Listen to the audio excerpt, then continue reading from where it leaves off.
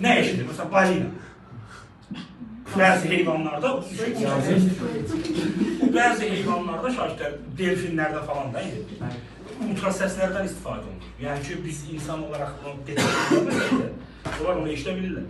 Səs dalğasındakı başqa bir lazım olan şeylərdən biri, səs dalğalarında iki cür xarakter var. Bir, səsin gürluğu. Səsin gürluğu nə deməkdir? Bilirsən, məsələn, qışqırırsan, nə tərsən, heç kim səni alqışlamır.